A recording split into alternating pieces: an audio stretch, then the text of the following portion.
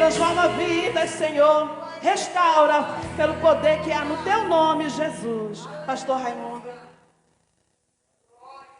Glórias a Deus, a paz do Senhor Jesus. Amém, queridos? Tome seu assento nessa manhã, dando glórias a Deus por este privilégio tão maravilhoso de estarmos nesta manhã de domingo na casa do Senhor, na presença do Senhor, para mais um culto da família com a Escola Bíblica Dominical. Também cumprimentamos os nossos irmãos que estão nos acompanhando aí nas redes sociais.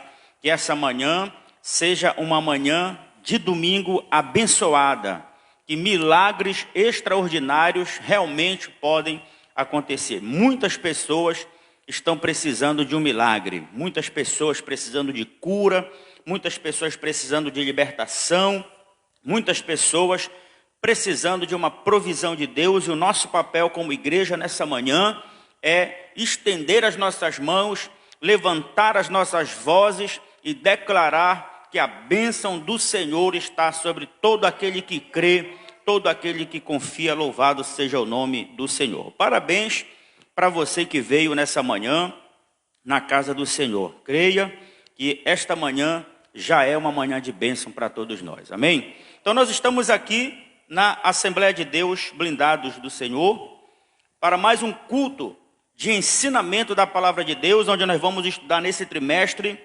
3 cartas apostólicas maravilhosas, doutrinárias, que vão servir de base fundamental para o nosso conhecimento. E nós vamos estar estudando aí Gálatas, Efésios e Filemão, as 3 cartas que o apóstolo Paulo escreveu para solucionar problemas ministeriais, problemas doutrinários, problemas familiares. E nós vamos estar extraindo muitos ensinamentos aí dessas 3 cartas e vamos aplicar na nossa vida para que a gente possa crescer cada vez mais no conhecimento da palavra de Deus. Amém? Então abra aí a sua revista, você que já tem a sua revista, na lição de número 2. Nós temos 2 lições para tratar nessa manhã. A lição de número 2, que nós vamos estudar o capítulo 2 da carta do apóstolo Paulo aos Gálatas. Lição de número 2.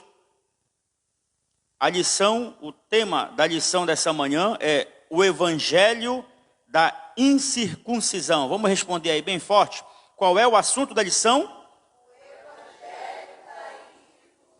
O Evangelho da incircuncisão. Nós vamos estar estudando esse tema. O texto áureo está em Gálatas, capítulo 2, e o versículo de número 9, que diz assim o texto: E conhecendo Tiago, Cefas e João, que eram considerados como as colunas, a graça que se me havia dado, deram-nos as destras em comunhão comigo e com Barnabé, para que nós fôssemos aos gentios e eles à circuncisão. Amém? Guarde aí esse texto áureo para nossa meditação.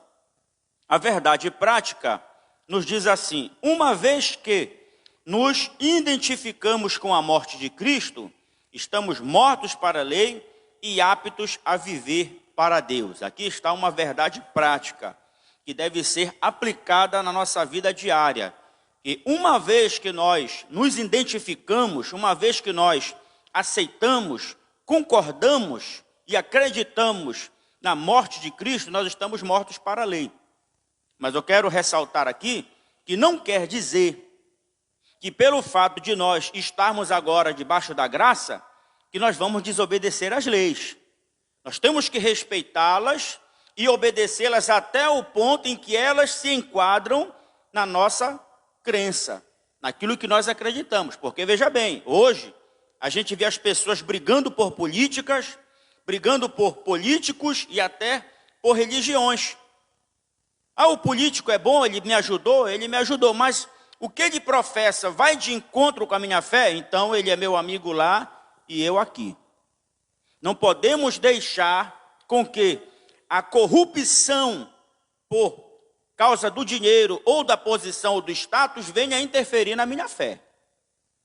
Então o apóstolo Paulo ele vai dizer que é melhor que eu morra do que eu perder a minha fé. E Jesus já tinha dito lá, o que adianta ganhar o mundo inteiro e perder a sua alma? Então, nós precisamos entender o que estava acontecendo aqui na igreja das regiões da Galácia, porque não era só uma igreja. E a gente vai encontrar aqui um conflito doutrinário entre o evangelho que Paulo pregava e o evangelho que os apóstolos pregavam. Por que existe um conflito aí? Porque os apóstolos, eles abraçaram a fé quando ainda estava a lei. Jesus ainda não havia morrido. O apóstolo Paulo, quando aceita o evangelho, ele já aceita depois da morte. Então ele vem, abraça o evangelho e vai alcançar pessoas que não estavam sendo alcançadas. Por conta de quê? Conflitos doutrinários. Então pessoas estavam se perdendo porque alguém estava querendo reservar para si algo que não era deles. Eles estavam o quê? Acrescentando. Então, nós aprendemos que se nós acrescentarmos algo além da fé como condição para a salvação, não adiantou Jesus morrer na cruz. Então a lição nos diz que o evangelho da incircuncisão, tá? Então nós temos aqui 3 tópicos importantíssimos da nossa lição. O primeiro deles é a defesa do evangelho em Jerusalém. Segundo, o único evangelho para judeus e gregos. E terceiro, Paulo resiste a Pedro, tá? Então nós temos aqui no ponto número 1 da lição, em defesa do evangelho em Jerusalém, nós vemos aqui que uma vez que algo é imposto para salvação, ela passa a ser algo obrigatório. Então, se é algo obrigatório, logo ela fugiu do conceito de fé. O apóstolo Paulo disse lá aos Efésios que a salvação ela vem pela fé, pela graça.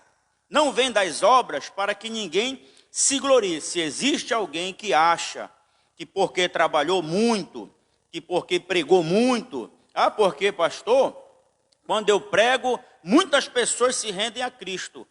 Eu posso estar pregando aqui e 1 milhão de pessoas aceitaram a Jesus, mas de repente não foi por conta da minha pregação. Talvez foi por conta da oração de alguém que quando eu fui pegar o microfone para pregar, alguém disse, Senhor, usa esse pregador e salva almas. Às vezes a gente chega na igreja, a gente ora, a gente pede por tudo e por todos, e a gente esquece de dizer para que Jesus venha salvar almas no culto. Aí, Senhor, manifesta a tua glória, porque hoje eu quero sair daqui cheio do fogo, cheio do poder. Eu quero sair daqui chutando o demônio na rua. Mas não muda de vida. Então, se não mudou de vida, então a palavra não surtiu efeito nenhum na vida dele. Não é verdade? Mas isso também não quer dizer que todas as vezes que eu vá pregar a palavra, as pessoas têm que vir assentar Jesus. Não. A semente, ela é lançada. Aí é que está o segredo. Que eu preciso pregar a palavra. Eu preciso pregar o evangelho. Meu? Não, de Cristo. Porque se for para mim colocar regras para que as pessoas entrem por aquela porta e venham para Jesus, então não adianta nada. Eu vou estar colocando o quê? Um peso sobre o ombro de alguém que nem eu quero carregar. Então aqui surgiu um conflito entre a pregação de Paulo e a pregação dos apóstolos. Então veja só, no ponto número 1, defesa do evangelho em Jerusalém. Paulo faz uma viagem a Jerusalém por uma divina revelação de Deus. Olha só, Paulo tinha um conflito dentro de si. Por quê?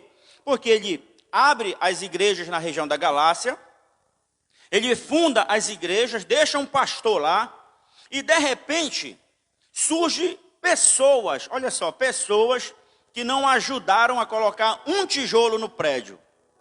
Surgem pessoas que não pegaram uma vassoura para varrer. Aí querem opinar. Não, pastor, porque eu acho que a pregação ela não pode ser assim. Não, porque se o senhor pregar tal coisa, o senhor vai ofender as pessoas. Aí o pregador, o pastor daquela igreja, passa a estar acuado. Porque ele quer pregar a verdade. Ele quer pregar a liberdade que ele aprendeu do apóstolo Paulo. Mas aí vem os judaizantes, olha só, uma classe de pessoas que se colocavam como defensores da lei. E aí eles queriam impor. Pastor, quem é aquela pessoa que entrou na igreja ali? Não, ele é um judeu? Não, então, deixa ele sentado ali no canto. Não deixa ele se aproximar para cá. Não, mas ele quer vir. Não, deixa ele ficar lá, ele não é judeu. Ele tem que circuncidar. Aí começou a colocar imposição, aí as pessoas iam embora. Quantas pessoas, talvez pessoas que nos assistem, podem confirmar isso. Eu conheci muitas pessoas que deixaram de vir à igreja porque começaram a impor condições para ela. Então, aí, quem é do meu tempo, que eu não sou tão velho assim, mas quem é do meu tempo sabe disso. A família se arruma em casa, vem para a igreja, aí a igreja que deveria unir a família, ela causava, em alguns lugares ainda causa, uma divisão familiar. Como assim, pastor? Homens para um lado, mulheres para o outro. Aí a gente chegava na igreja, aí o obreiro já vinha logo para o púlpito, a irmã já ia lá para o coral ou para o círculo de oração, as crianças iam lá para o departamento infantil, o adolescente para ali, o jovem, cadê a família? Aí vinha aquela pessoa que queria assistir um culto, mas o porteiro não deixava, porque estava de boné, porque estava de camiseta, porque estava de short, porque estava disso, e a pessoa precisava apenas ouvir uma palavra. Em um certo lugar aconteceu, em que uma criança, todas as vezes ela chegava no culto e dizia para o pastor, pastor, eu queria cantar um hino. Aí o pastor olhava, quando tu vestir uma calça, quando tu colocar uma camisa decente, tu vem e pede para cantar. Mas o garoto não tinha, era um pobrezinho da região. Mas todo dia de manhã ele ia lá na escola dominical e dizia, pastor, eu queria cantar um hino. Não, hoje não dá porque nós temos aí uma pessoa que vai cantar e todo o tempo era aquilo. E um dia aquela criança disse assim, é a última vez que eu vou pedir para o pastor. Se ele não deixar eu cantar um hino, eu não vou mais nessa igreja. Quando foi num domingo de manhã, ele chegou na igreja. Ele disse, pastor, pela última vez, deixa eu cantar um hino.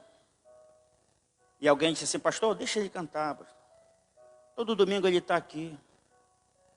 Ele vem de sandália, mas ele vem. Ele vem de short, mas ele vem. Ele vem de camiseta, mas ele vem. É só o que ele tem. Deixa ele oferecer para Deus o que ele tem. E o pastor disse, vem cá, menino, canta aqui o hino. Mas não demora. E o menino pegou o microfone, saudou os irmãos com a paz do Senhor e disse assim, Jesus é tudo para mim, Jesus é tudo para mim, Ele é o tesouro que eu tenho guardado em meu peito, Ele é tudo para mim. A igreja começou a sentir a presença de Deus, porque estava fluindo do coração um verdadeiro evangelho. E às vezes nós privamos as pessoas de manifestar o seu sentimento para Deus. Era isso aqui que estava acontecendo lá em Gálatas. Aí Paulo recebe uma revelação divina e diz, não, eu vou lá em Jerusalém resolver esse problema. Ele não foi lá em Jerusalém para pedir permissão para pregar o evangelho. Não, até porque ele era o pastor da igreja, foi ele que fundou a igreja. Paulo chegou em lugares em que os apóstolos não tiveram coragem de ir. Paulo foi lá. Às vezes a gente critica um jogador de futebol porque quando ele faz um gol, ele aponta o dedo para cima. Você pode estar lá fazendo aquele gol? Não, então Deus tem que salvar um jogador de futebol para quando tiver o mundo inteiro assistindo uma Copa, ele fazer o gol e dizer, essa aqui é para Deus, olha, glórias a Deus. Ah, você pode estar lá ministrando uma palestra naquela empresa de alto renome? Não, não pode, então Deus tem que salvar alguém de lá. Aonde você não pode ir, Deus vai salvar alguém.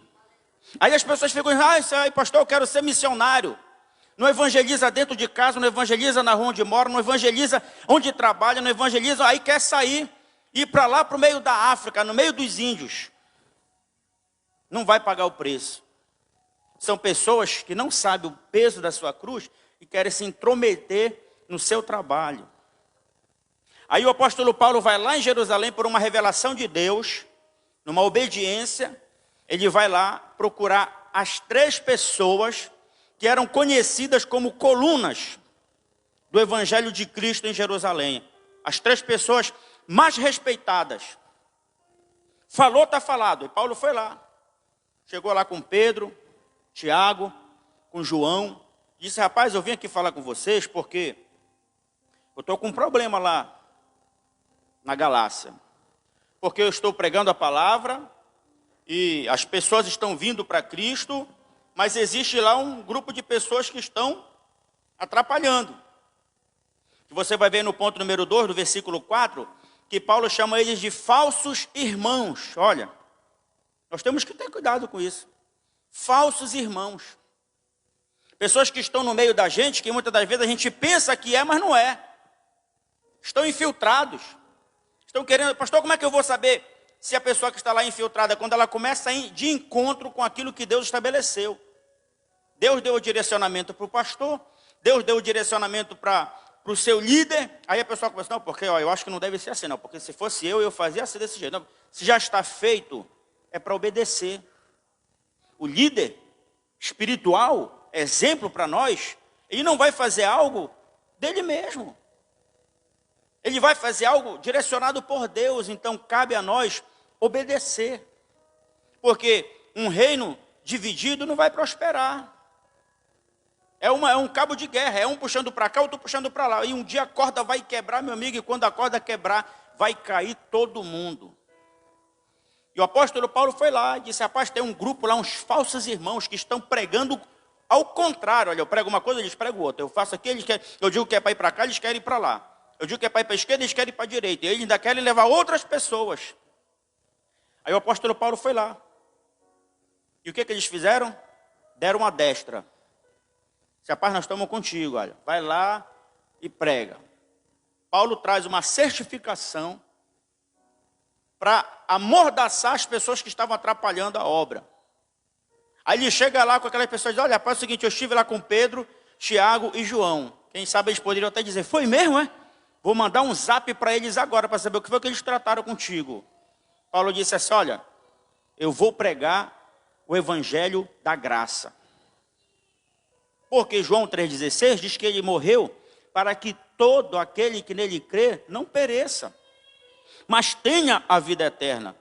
Aí ele vem agora com o evangelho que está acima dos homens. Olha só, essa reunião que Paulo teve lá com os 3 pilares do evangelho cristão, ele demonstra aqui no versículo 6, enquanto aqueles que pareciam ser de maior influência, olha só, Pedro, Tiago e João, os 3 que eram de maior influência, pareciam ser de maior influência. Às vezes tem pessoas que são assim, né?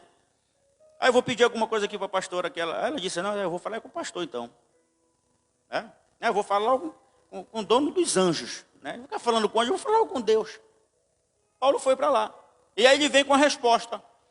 Deus não aceita a aparência do homem. Deus não aceita. O exemplo da criança. Né? Deus não aceita. E olha só o que acontece aqui. Olha, Paulo respeitava Pedro, Tiago e João, que se considerava menor do que eles. Olha só a humildade de Paulo. Né? Ele considerava. Por quê? Porque quando Paulo aceitou a Jesus, Pedro, Tiago e João já estavam. Então a gente precisa respeitar isso.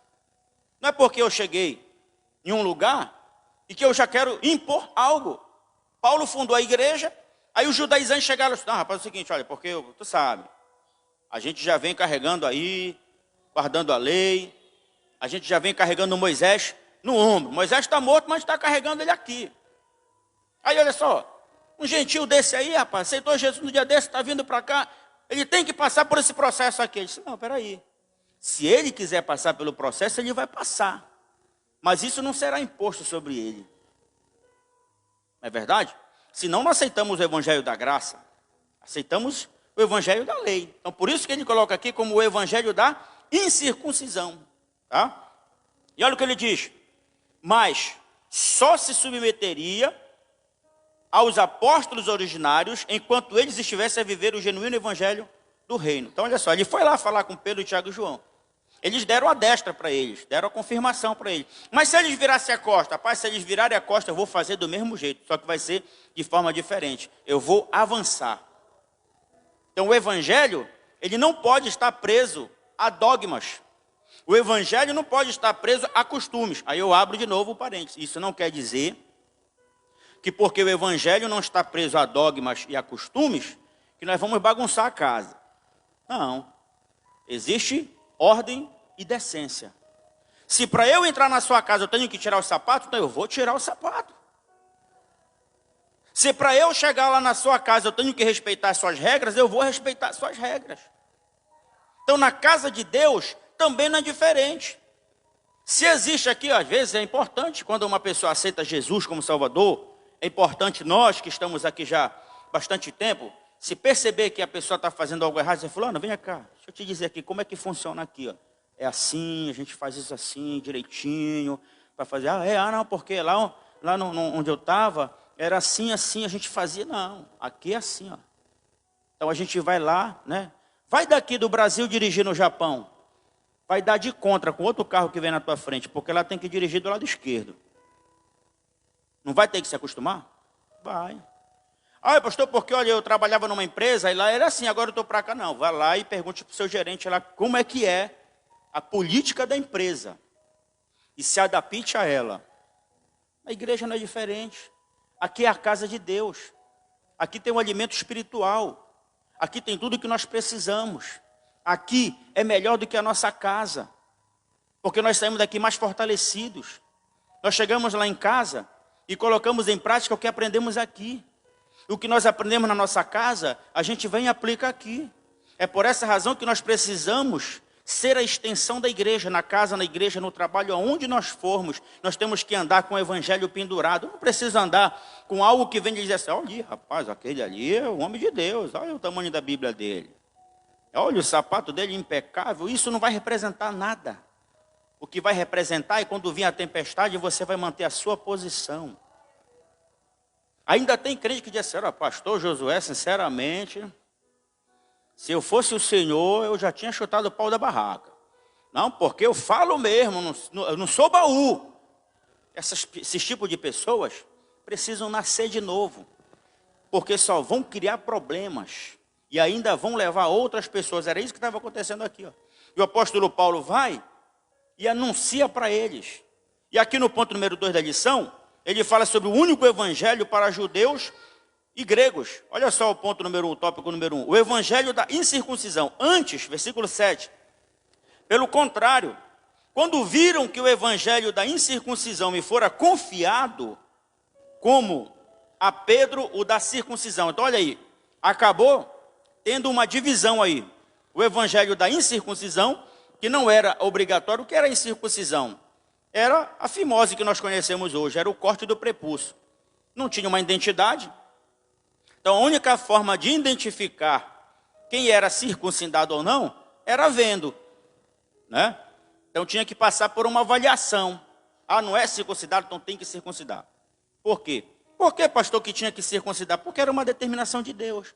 Foi uma forma que Deus achou de fazer um pacto de aliança entre ele e o seu povo.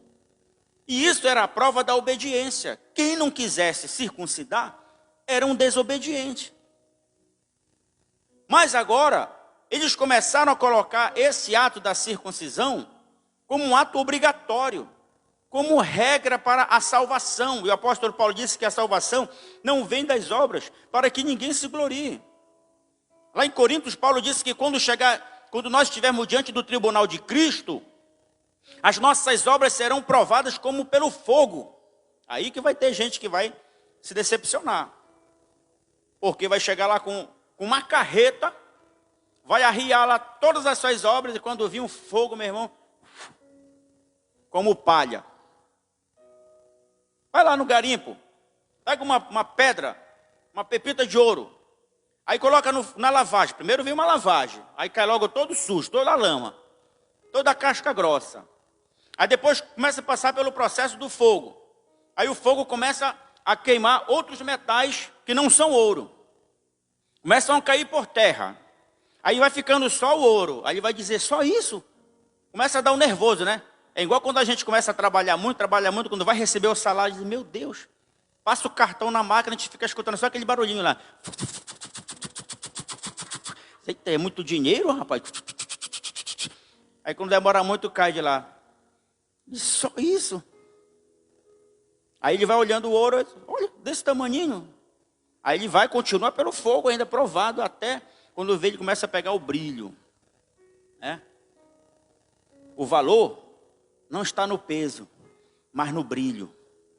Não permita que nada nessa vida venha apagar o teu brilho, o brilho do teu ministério, o brilho do teu talento, o brilho do teu dom, o brilho da tua sabedoria, o brilho da tua beleza. Não deixa ninguém apagar o brilho da tua força, não deixa ninguém apagar o brilho do teu ânimo. Às vezes, quem sabe, as pessoas vêm animadas para a igreja, aí quando chega aqui tem um bombeiro, olha, apaga todo o fogo. Que nós não venhamos ser como os judaizantes, mas que nós venhamos ser como Paulo, para dizer assim, olha, se for preciso morrer, eu morro. Que ele cresça, que eu diminua. O morrer para mim é Cristo, é lucro. O viver para mim é Cristo. Que nós possamos avançar. E o apóstolo Paulo não deixou perder o brilho e não deixou apagar o fogo que estava nele. Ele disse, não, com eles ou sem eles eu vou avançar. A obra, ela não vai parar. Então, olha só. O evangelho da incircuncisão. Os defensores, aqui diz que de posse do certificado do seu apostolado, entre os gentios, por parte do colégio de líderes, o colégio de líderes que Paulo se refere aqui, era o conselho, né? Os discípulos que ficaram ali, quem sabe muitos já tinham morrido, né? Mas aqui estavam as 3 colunas, que era Pedro, Tiago e João, ele já estava com esse certificado de autorização para continuar o evangelho, mas quando ele fala aqui que existe o evangelho da incircuncisão e o evangelho da circuncisão, eles estão dizendo assim, olha, então faz o seguinte, que tu vai lá, tu prega, até porque Paulo levou 2 pessoas importantes para que ele pudesse mostrar o efeito do evangelho que estava sendo pregado. Ele disse, olha, aqui está Barnabé, um judeu nato, judeu, de natureza, identificado, que se converteu e agora está pregando aos gentios. E olha, aqui comigo está Tito, que é um gentil convertido e que está auxiliando na obra. Olha aí. Aí ele disse, então tudo bem, está certo, isso aqui é uma prova evidente. Então o que é que vocês vão fazer aqui? Olha, vocês pregam o evangelho da incircuncisão, mas respeitem. Ou seja, não avance, não atrapalhe também a pregação dos apóstolos, senão vai invalidar. Não é verdade? Por quê? Porque os apóstolos aceitaram a Jesus dentro do evangelho da circuncisão. E o apóstolo Paulo já aceitou a Jesus dentro do evangelho da incircuncisão. E ele era um judeu, né? Ele conhecia o que ele estava falando. Então olha só o que ele diz. Os defensores da circuncisão para os gentios foram vencidos pela opinião dos chamados colunas da igreja, que eram os líderes de maior influência. E Tito foi o retrato dessa vitória paulina. Pronto. Então o que o apóstolo Paulo está nos ensinando aí? Que o evangelho é para todos. O evangelho é para mim, o evangelho é para você, o evangelho é para aquela pessoa que está lá fora, o evangelho é para aquela pessoa que a gente acha que não tem solução, o evangelho é para aquela pessoa que a gente acha que não vai mudar de vida, o evangelho é para alcançar a todos. E olha só o que ele diz aqui no evangelho da circuncisão. Pois aquele que operou eficazmente em Pedro para o apostolado da circuncisão, também operou eficazmente em mim para com os gentios. Então olha só. Isso quer dizer que cada um de nós temos um chamado. Cada um de nós temos um ministério. E às vezes, nós só precisamos nos identificar. O que foi que você chama? Não, pastor, porque eu quero pregar. Ah, eu quero cantar. Onde é que você vai se encaixar? Às vezes você é mais pregador do que cantor. Às vezes você nem prega, nem canta, mas você ora. Às vezes não prega, não canta, não ora, mas evangeliza. Às vezes não prega, não canta, não ora, não evangeliza, mas ajuda. E a gente acha que às vezes um diácono na igreja, porque olha lá, o diácono, não, um copo de água que é servido, Jesus disse assim, olha, foi assim que Jesus disse? Quando vocês trazem um copo de água a um desses meus pequeninos, a mim, vocês também estão fazendo. Então, o fato de você se levantar da sua cama e vir para a igreja, você já está fazendo uma obra missionária. Porque as pessoas estão observando você. Ah, pastor, porque agora, toda vez que eu saio de casa, as pessoas ficam me falando, falam do meu sapato, da minha roupa e tal. Amém por isso. Alguém está cuidando da sua vida. Alguém tem que olhar para você. Alguém tem que dizer se está bonito, se está feio. Alguém tem que dizer se está certo, se está errado. Alguém tem que cuidar da nossa vida e nós cuidamos da vida dos outros também. E olha só o que o apóstolo Paulo nos ensina agora no evangelho da circuncisão. É importante salientar que a circuncisão era um importante ato que integrava o pacto de Deus com a nação judaica a partir de Abraão. Aqui começa um entendimento muito profundo. Paulo não era contra a circuncisão em si, mas sim que essa fosse imposta para essa salvação. Portanto, o evangelho da circuncisão nada mais era do que o evangelho da salvação em Cristo entre os judeus representados por Pedro. Então, olha só, Paulo não é contra o ato, porque ele sabia, como ele já foi um legalista, e ele sabia que isso era uma ação divina para que pudesse gerar um pacto de aliança entre Deus e seu povo. O que ele estava conflitando era que isso estava sendo impondo como regra para a salvação. Aí você vai ver, nós vamos ver lá na frente, que houve aí uma manifestação de Pedro que deixou Paulo enfurecido. O ponto número 3 dessa lição diz que é o reconhecimento e recomendação. Versículo 9 do capítulo 2. E conhecendo Tiago, Cefas, esse Cefas é Pedro, e João, que eram considerados como as colunas, a graça que se me havia dado, deram-nos as destras em comunhão comigo e com Barnabé. Olha só. Eles deram a destra, veja, olha só o comportamento deles. Eles deram a permissão, deram o aval, mas para Paulo e Barnabé. Não mencionaram o Tito, porque Tito era um gentil. Então, olha só. No coração deles, eles tinham uma outra convicção. É quando muitas das vezes nós tratamos pessoas com indiferença. E esses dias, eu estava conversando com um irmão lá na área do comércio, e eu disse para ele interessante. Estavam conversando a irmã e o marido. O marido não era crente. Aí vem uma irmã e fala com ela. Oi, minha irmã querida, paz do Senhor, tudo bem? Aí só é meu marido.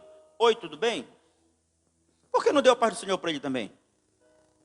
Ah, mas ele não é crente. Mas quem é que tem a paz? Se você estiver conversando com um amigo e chegar um crente, ensine para ele. Talvez não na frente do seu amigo que não é crente. Só, irmã, quando a senhora for falar comigo novamente, tiver dê a paz do Senhor. Dê a paz do Senhor para essa pessoa. Diga para ele da mesma forma como você diz para o crente, a paz do Senhor, meu irmão, Deus te abençoe. Aí o irmão ficou disse, rapaz, é verdade. Então olha só os conflitos. Eles liberaram para que Paulo pregasse o evangelho da incircuncisão para Paulo e para Barnabé. Não mencionaram o Tito, porque Tito era um gentil. E às vezes acontece isso. Às vezes você vai com uma pessoa que não é crente, é um amigo do trabalho, da faculdade, aí você vai andando, aí, irmão, eu queria até falar com você. Aí o amigo que não é crente, ele até se afasta. Ele já se sente excluído por aquilo. Isso não pode acontecer, nem no nosso convívio do dia a dia, e muito menos dentro da igreja. Então é importante a gente ressaltar a necessidade de trazermos visitantes para a igreja. É por isso que aqui, nessa igreja, quando vem um visitante, a gente até vira, né, as costas, estende a mão para profetizar a bênção. E quantas pessoas não já aceitaram a Cristo porque vieram aqui e se sentiram abençoadas? Amém? Então o apóstolo Paulo, ele vai nos ensinar agora sobre o reconhecimento e a recomendação. Ele diz aqui, não havia mais dúvida de que a suposta fenda, olha só, uma brecha, né, entre os apóstolos e Paulo, não passava de uma fantasia na mente desses falsos irmãos. Olha só, criaram fantasias na sua mente, e às vezes nós criamos isso. É umas mandingas que às vezes acontece, pastor José. E ainda tem crente que anda na rua da topada, aí ele ainda volta para dar as 3 batidinhas. Não dou. Se ele estiver andando na rua e vê uma escada, ele passa de lado. Ele não passa debaixo da escada. Aí depois ele vem para a igreja. Aí ele não pode ver um gato preto, ele não pode quebrar espelho. Porque me ensinaram assim, eu aprendi assim. E aí ele vem trazendo aquele fardo. E aquilo nada vai mudar na vida dele. Né? E o apóstolo Paulo, ele vem e fala isso aqui, Não havia mais dúvida de que essa brecha que havia acontecido entre Paulo e os apóstolos era apenas fantasia da mente das pessoas. Está deitado na rede, passa aquela rasga mortalha em cima, né? Sangue de Jesus. Aí, às vezes, o neto, né? A nova geração diz, vovô, o que é isso aí? Não, está passando, está medindo para ver o tamanho do caixão. Sangue de Jesus. Essas mandingas sabe, que as pessoas vêm trazendo. Então, houve uma recomendação e um reconhecimento. Tá? Olha só, fica claro, bem no finalzinho do texto, que fica claro que a igreja de Cristo é formada por pessoas de todos os povos, tribos e nações. O mesmo evangelho que liberta do pecado também assiste aos necessitados. Não há conflito entre fé e obras, não há conflito entre evangelização e ação social. Então a igreja também, a ação social da igreja também é uma forma de evangelização. Distribuir uma cesta básica é uma forma de evangelização. Ajudar na compra de um remédio é uma ação social também e faz parte da evangelização. Não, pastor, mas essa pessoa aí, que veio pedir, ela não é crente? Não, porque a cesta básica é só para crente. Então essa pessoa vai deixar de ser evangelizada. Essa pessoa vai deixar de ser abençoada. A bênção é só para a gente? A bênção, a chuva, ela cai sobre justos e injustos. Essa pandemia, ela veio para justos e injustos, crentes e descrentes. A morte, ela não escolhe feição, idade e nem status social. E às vezes, nós precisamos entender as ações permissivas de Deus. Que a situação que nós vivemos hoje veio para revelar quem nós somos. E veio para mostrar que todos nós somos iguais perante Deus. Que ninguém vai levar daqui riqueza, bens materiais. A única coisa que nós vamos levar daqui, que ninguém vai tirar de nós, é a nossa fé, a nossa convicção, a certeza da nossa salvação, que nós não vamos deixar ninguém apagar o nosso nome que foi escrito no livro da vida. Ninguém vai roubar aquilo que está dentro de nós. Amém? Então o apóstolo Paulo veio nos ensinar. E no ponto número 3 da lição diz que Paulo resiste a Pedro. Olha, Paulo está achando que está tudo bacana, está tudo legal. Aí agora eles estão lá numa alimentação judaica, que era uma tradição, estava lá os judeus e os gentios, era um culto de ação de graça. Estava todo mundo indo na mesa, pegava lá um pouco do vinho, pegava o pão, pegava uma fruta, e de repente Pedro manifesta uma inconstância. Olha, versículo 11 do capítulo 2. Quando, porém, Cefas, Pedro, veio a Antioquia, resisti-lhe face a face, porque se tornara repreensível. O que ele disse que aconteceu aqui, ó? O apóstolo Pedro ajudou na confusão ao mostrar favoritismo pelos judeus. Olha, Paulo o interpela porque vê em seu ato uma dissimulação que é um eufemismo para hipocrisia. Ele deixou de viver o evangelho para agradar ortodoxos. E eu acrescento aqui no final, doutrina e prática precisam caminhar de mãos dadas. Doutrinas e práticas precisam andar de mãos dadas. Comunhão e repreensão não são excludentes, mas completam-se. Autoridade e humildade não são coisas incompatíveis. Então olha só o que acontece. Nessa refeição, Pedro está à vontade. Está conversando, quem sabe buscando umas informações a respeito de alguns gentios que estavam por lá. Rapaz, eu sempre te vi lá pela feira, eu sempre te vi lá pelo supermercado, eu acho legal, olha, para quem tem o trabalho lá e tal. Pedro está numa boa, Paulo está satisfeito, rapaz, o negócio, a bênção de Deus está legal aqui. De repente, quando ele vê entrando pela porta, um dos pilares de sustentação daquele evangelho que ele defendia, uma equipe representando Tiago, que era o presidente de todos eles, aí Pedro toma uma atitude, rapidinho Pedro afasta gentios para um lado e judeus para outro, e aí mantém a sua postura, para mostrar para aqueles ortodoxos que ele não estava inserido na ideologia de Paulo. Aí Paulo disse, não, peraí, que é isso, Pedro? Como é que tu, sendo um judeu, te comporta como um gentio, rapaz? E tu quer que um gentio se comporte como um judeu? É o que acontece muitas das vezes conosco. Às vezes a gente entra num estado de espírito, e a gente se empolga, e tem gente que parece até que esquece que é crente. Aí o amigo até diz assim, rapaz, tu viu lá o pastor Raimundo, rapaz? Tu viu só como é que é lá? Ainda diz que é crente. E outros até diziam, rapaz, tu é crente? Eu não sabia nem que tu era crente. A gente às vezes quer que o ímpio se comporte como nós. A gente quer que a pessoa que chega na igreja, que veio conhecer o Evangelho, veio conhecer Jesus, se comporte como nós. Levanta a mão, rapaz. Começa logo a orar. Mas como é que eu vou orar? Não sei orar. Pega a Bíblia aí, rapaz. Aí, mas eu não consigo entender. A hora que Deus vai te dar sabedoria. Não é assim. Nós precisamos ensinar eles. Nós precisamos ter paciência com eles. Com os novos na fé, nós precisamos ter paciência com eles. E olha o que ele diz aqui. Aí Paulo partiu para cima. Não se sentiu... Quando Paulo partiu para cima de Pedro, aqui diz que Pedro ele não se sentiu ofendido. Ele não se sentiu ofendido, nem rompeu o seu relacionamento com Paulo por causa da repreensão. Ao contrário, acertou sua conduta. Olha aí, o que é isso aí? Conversão. Né? Um crente apóstolo que se converteu. Se o pastor Raimundo estiver errado, eu preciso me converter. Eu coloquei no grupo da turma da escola dominical. Uma vez salvo, salvo para sempre? Crente perde a salvação.